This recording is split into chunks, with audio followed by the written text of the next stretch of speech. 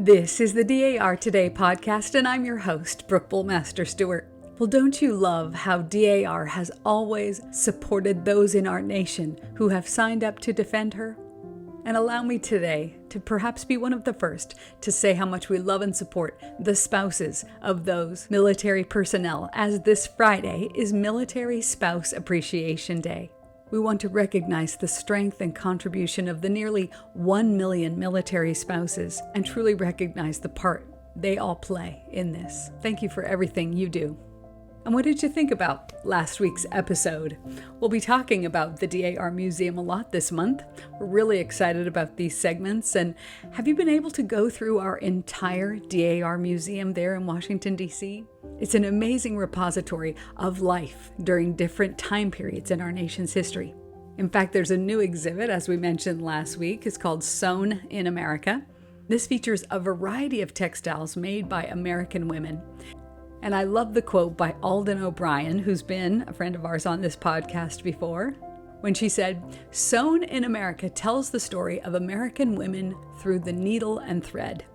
This exhibition will explore the many ways that sewing has been used to create functional items, express personal identity, and make art," end quote.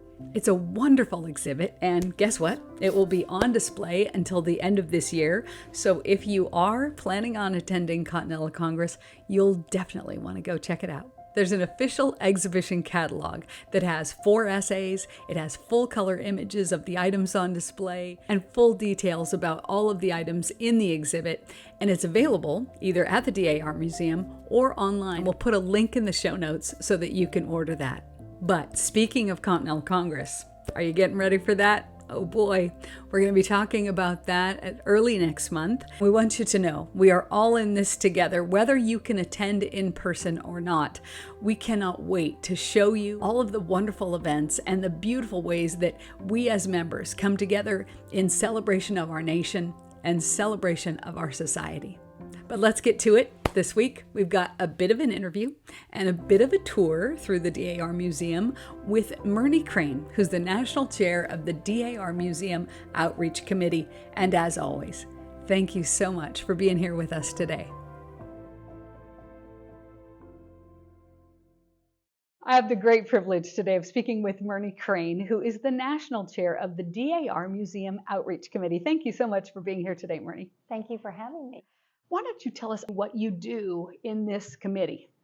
We have a terrific committee, and I just feel so honored to be able to be a part of it. We have a museum staff that is behind the scenes and curating all of these wonderful exhibits, taking care of our collection. We have a committee that is in charge of, we have 2 national vice chairs. One is in charge of the correspondent docents, Beverly Gentry, and we have another in charge of the museum docents, Kim Syringa. And both of them just do an amazing job with their teams. So if you start out with the museum docents, they are the ones that when the public comes in, they're the ones that greet you at the door, that give you the tour of our collection. And we have 31 amazing period rooms. We have some galleries, exhibitions that we have on a rotating schedule. And these docents will take you around and interpret the rooms in a way that just make them come alive. They'll take you and show you a particular piece in the room and tell you what it means and how it was used and what the people were doing with it at that time. And they really do a wonderful job, I think, with liaising with our public. So those are the museum docents that are in our building. And they come in on a volunteer basis. They commit to 2 days a month to do this, so it's a pretty big commitment for them. And then we have our correspondent docents that take the museum out in the world. And I just am amazed. We have about over 250 of these all across the nation and some in overseas units. And these correspondent docents do amazing jobs at taking a particular piece of our collection and sharing that piece. So they might do a piece on lighting, or they might do a piece on something else. So they really bring a piece of our museum out into the public and share. We have over 30,000 pieces in our collection, so there's always something amazing to highlight. Our period rooms are are very exciting to see. And that's a way that if people can't get to our museum, they can come and enjoy it. That's wonderful. And I think, too, the correspondent docents, it's not just for our DAR members. Is that correct? That's correct. And what I love about it is these are women that are driving to schools and sharing these programs with the schools. They're going to, maybe a community event and sharing it there. So wherever there's a group of people that want to invite one of our correspondent docents, we can usually fairly easily hook them up with that. And I think we get to go explore a little bit in one of your favorite period rooms. Shall we go do that now? Yes, let's do that. I am here with Patrick Sheary, one of our curators. Patrick, what's your exact title? Oh, it's a long title. Curator of Furnishings and Historic Interiors. And I have to say, I feel very special today because he has led us into the Maryland room. And yes. We usually don't get to come inside the room. Absolutely. Because of a preservation, the objects and art inside are old, they're antique, and so to preserve them, we have people stand behind the barriers.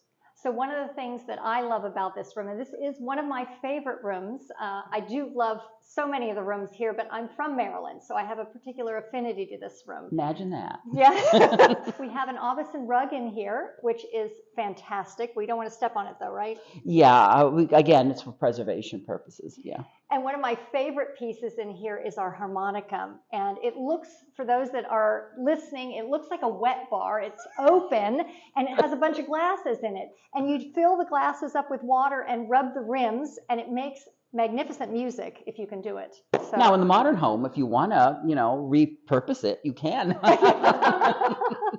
And you have some music right next to it. Yes. Music was written for and also published for the Harmonicon. So this is an example of that here on the music stand. If you've ever seen somebody play one of these, it's magnificent. They really make it sound like you were listening to a song in live music or off the radio. But one of the things I love about this room is it really interprets how we would entertain in the 1830s with music. Yes, we would. This would be a parlor in a very wealthy person's home. And yes, we have a tea scenario going on and a musical entertainment. We have a chair here that descends from the family of Francis Scott Key. And tell us a little bit about that chair. Oh, it was made in Baltimore in the 1820s, and it is what was called a fancy painted chair, meaning it was fancy painted. It was painted with, if you look very carefully at the design, they're all classical designs taken from Greece and Rome, and it was a very popular style during that period in the 18-teens, 20s, and 30s. And Baltimore was a center of fancy painted furniture. So if you had something from Baltimore in that style, you were very chic. Well, and what a treat for us to be able to share it with you as you come and visit our museum. And if that weren't enough, then there's our wallpaper in this room, which are scenes of uprisings in France, isn't it? Yes, in Paris in the late 19th century, the 1870s. And the reason why we can date it to that is because of the different monuments depicted in the wallpaper. Why would somebody want to have scenes of uprisings in their parlor? Well, actually, it looks like it's block printed, but it's actually not. It's all hand painted. And it was probably not intended to be used in the home. It was probably part of a panorama. And panoramas showing different scenes of the day were popular forms of entertainment that you would go out and see in the 19th century. So you didn't really want to, this is before movies. Okay. So, and this would be on a roller, and this probably continuously rolled, from roller to roller, as the audience in front of it watched as the scene unfurled.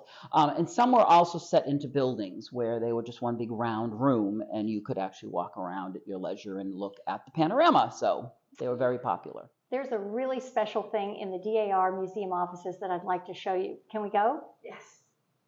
Absolutely.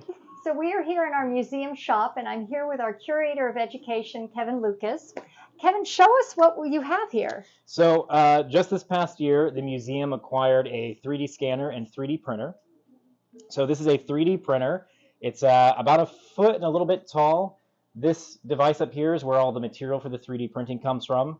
and it has this metal plate where the object is printed onto. So this sort of central device here is a set of fans and a little nozzle that's putting out this heated plastic, and it lays layers and layers and layers, thousands of layers of 0.15 millimeter thick plastic until it completes making a 3D model of whatever we put into the computer. Okay, what are you making right now? We're making a copy of a bust of Martha Washington that's in the Pennsylvania foyer at the historic front entrance to the building. This is being done in white to resemble the original statue, but we also tried it in a marble kind of flecked filament to try to see what it looks like if we wanted to replicate that look for other pieces as well. Now, when I held it, it was really light. Why is that? So the biggest thing with this project is we want to make sure we're not wasting with how much plastic we're using, especially. So all of the plastic that comes out of here, there's specific chemical makeups that are safe to be heated. They're non-toxic, and they also recycle and can be reused. So we've got a big bin that says scraps, and the objects themselves are only filled with about 15% plastic. So we can see these little tiny beehive cells inside that are just making sure that this is strong enough that it's dropped, it won't collapse. But also it's not filled to the brim with plastic. So it's about 85% air in here. And I'm really excited about how we're going to use all these objects.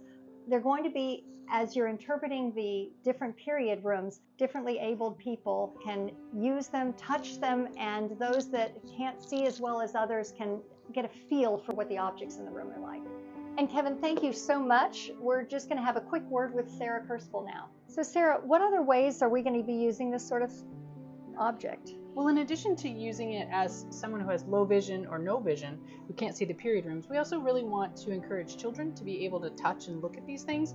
So it also helps preserve the items because we can't hand them Martha Washington's bust, but what we can do is we can let them use this 3D model so that they can really touch and explore, because we want it to be a hands-on place, but a lot of things they won't be able to touch, so this gives us another dimension for that. Oh, that's terrific. Thank you so much for explaining all this to us. You're very welcome. We're happy to have you. We leave you today with this quote by Abraham Lincoln in his first inaugural address: "Nothing valuable can be lost by taking time." Well, thanks for listening, and be well, dear friends. Let's celebrate the stars and stripes forever, and remember, with all of your ancestors behind you, you are the result of the love of thousands. Well, this podcast was written and produced by our incredible team of writers and editors, and we are, as always, so grateful for President General Pamela Rouse Wright and Historian General Suzanne Heskey for their constant guidance. To Mernie Crane, Kevin Lukas, and Sarah Kirspel for being so generous with their time. The National Society Daughters of the American Revolution is a non-profit, non-political volunteer women's service organization dedicated to promoting patriotism, preserving American history, and securing America's future through better education for children. Members are all lineal descendants of those who supported the cause of independence in the Revolutionary War. For more information, please visit dar.org. This is the DAR Today podcast.